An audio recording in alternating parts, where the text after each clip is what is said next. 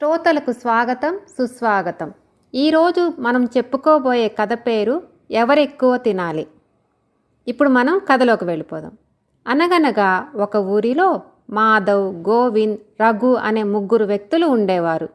వారు ఒకసారి పెళ్లికి మరో ఊరికి బయలుదేరారు. అక్కడికి వెళ్ళాలంటే కాలినడకన 2 రోజులు ప్రయాణం చేయాలి. నెమ్మదిగా ప్రయాణం మొదలుపెట్టారు. నడిచి బాగా ఆకలి వేయడంతో వారి దగ్గరున్న ఆహార పదార్థాలన్నీ సాయంత్రానికి అయిపోయాయి.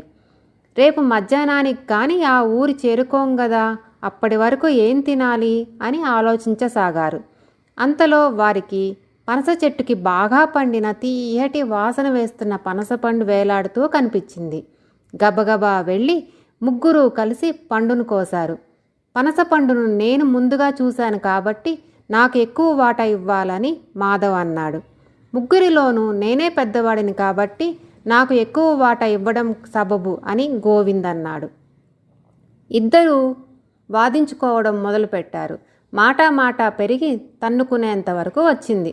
అప్పుడు రఘు వారిద్దరిని పిలిచి, చీకటి పడుతోంది, ఈ రాత్రికి ఇక్కడే పడుకొని ఉదయమే లేచి వెళదాం. ఎవరికి ఎక్కువ వాటా ఇవ్వాలనేది దేవుడు నిర్ణయిస్తాడు అని సర్ది చెప్పాడు. మర్నాడు ఉదయం మాధవ్, గోవిందులు త్వరగా నిద్రలేచారు. దేవుడు నా కలలో కనిపించి నన్నే ఎక్కువ వాటా తీసుకోమని చెప్పాడు అని మాధవ్ చెప్పాడు. లేదు దేవుడు నా కలలో కనిపించి నన్నే పెద్ద వాటా తీసుకోమని చెప్పాడు అని గోవింద్ అన్నాడు. ఇలా వీళ్ళిద్దరూ కాసేపు వాదించుకున్నప్పటికీ రఘు లేవలేదు. మాధవ్, గోవిందులు కలిసి రఘుని తట్టి నిద్రలేపారు. ఎందుకు ఇంతసేపు పడుకున్నావు అని ఇద్దరు కలిసి రఘుని అడిగారు. అప్పుడు రఘు, నేను దేవుడి మాటను కాదనలేకపోయాను, అందుకే ఇంతసేపు నిద్రపోయాను. రాత్రి నాకు దేవుడు కనిపించి పనసపండును నన్ను ఒక్కడినే తినేయమని చెప్పాడు. కడుపు నిండా తిని ఆలస్యంగా పడుకోవడం వలన త్వరగా మెలకువ రాలేదు అన్నాడు. ఎంత దేవుడు చెప్తే మాత్రం నువ్వొక్కడివే మొత్తం తినేస్తావా, మా కోసం కొన్నైనా మిగిల్చలేదా అని రఘుని తిట్టారు. ఎక్కువ కావాలని ఆశపడినందుకు కొద్దిగా కూడా దక్కలేదని బాధపడ్డారు.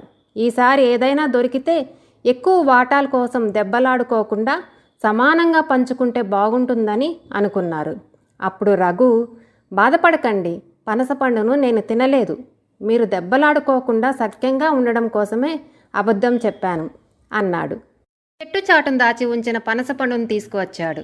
దాన్ని చూసి మాధవ్, గోవింద్ ఎంతో సంతోషించారు. ముగ్గురు కలిసి పనసపండును సమానంగా పంచుకొని తిన్నారు. హుషారుగా నడుచుకుంటూ పెళ్లికి వెళ్ళారు. ఇదండి ఈరోజు కథ.